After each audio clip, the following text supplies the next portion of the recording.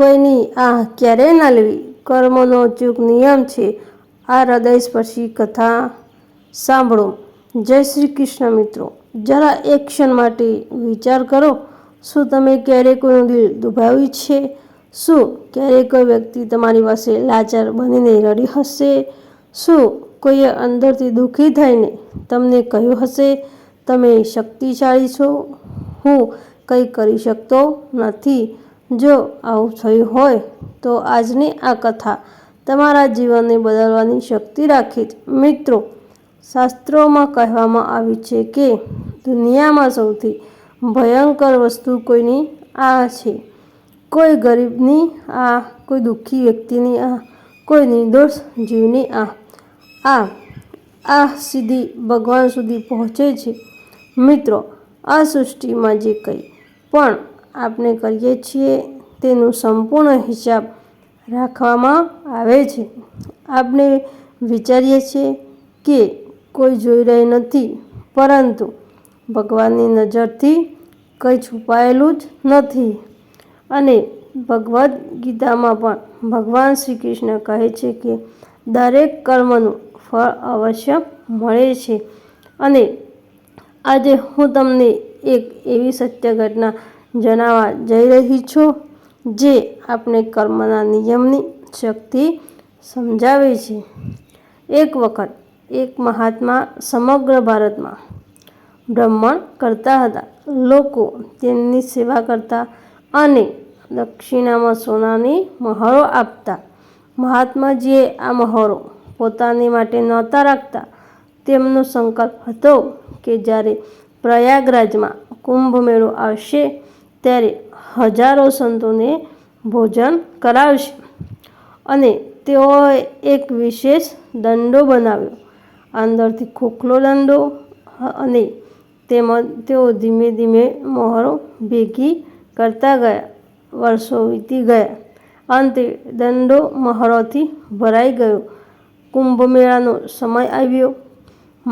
મહાત્માજી પ્રયાગરાજ તરફ નીકળી પડ્યા. રસ્તામાં એક ગામમાં તે રોકાયા અને તે એક ધનિક ગૃહસ્થને તેમની ખૂબ સેવા કરી, સ્વાદિષ્ટ ભોજન ખવડાવ્યું અને આદરપૂર્વક મહાત્માજીને આરામ પણ કરવા દીધો. પરંતુ તેના મનમાં લોભ જાગી ગયો. તેની નજર મહાત્માના દંડા પર પડી.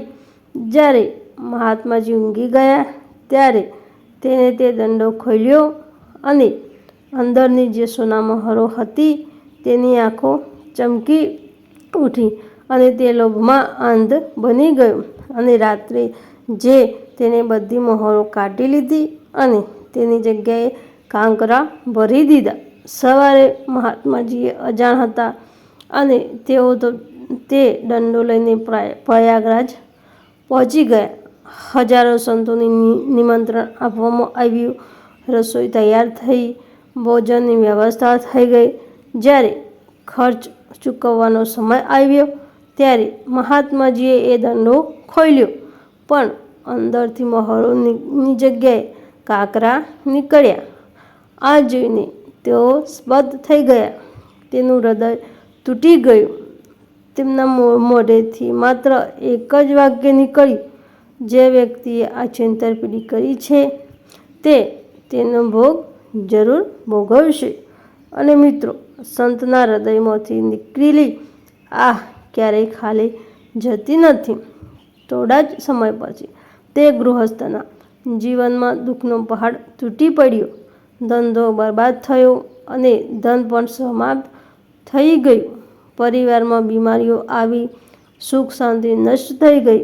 અંતે બધું ગુમાવી દીધું. ત્યારે તેને સમજાયું કે કર્મનો નિયમ અચૂક છે. મિત્રો, આ કથા આપણને શીખવે છે કે જીવનમાં ક્યારેય કોઈની સાથે છેતરપિંડી ન કરવી, કોઈનું દિલ ન દુભાવવું, કારણ કે ભગવાન બધું જોઈ જ રહ્યા છે. અને મહાભારતમાં પણ ભીષ્મ પિતામહનું ઉદાહરણ પણ મળે છે.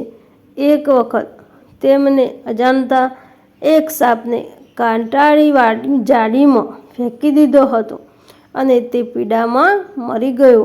અને તે કર્મના પરિણામે ભીષ્મ પિતામહને પણ બાણોની શૈયા પર લાંબા સમય સુધી સહન કરવું પડ્યું. આથી સમજવું જોઈએ કે કર્મનો નિયમ ભગવાન માટે પણ બદલાતો નથી. પરંતુ મિત્રો, એક સારા સમાચાર પણ એ છે, ભગવાન શ્રી કૃષ્ણ કહે છે કે જે ભક્ત સંપૂર્ણ ભાવથી ભગવાનની શરણમાં આવે છે તેના કર્મ બંધનો ધીમે ધીમે નષ્ટ થવા લાગે છે.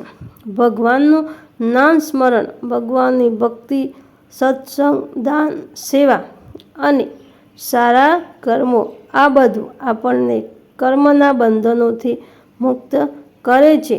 જો આજથી જ આજની એક સંકલ્પ કરીએ, કોઈનું દિલ નહીં દુભાવીએ, કોઈને છેતરશું નહીં અને કોઈની આહ નહીં લઈએ અને ભગવાનના ચરણોમાં પોતાનું જીવન સમર્પિત કરી દઈએ.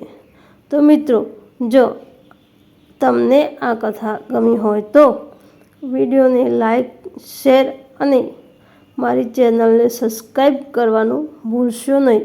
જય શ્રી કૃષ્ણ. મિત્રો, તમને જો આવી ધાર્મિક કથાઓ સાંભળવી હોય તો મારી ચેનલને સબસ્ક્રાઈબ જરૂર કરી દેજો.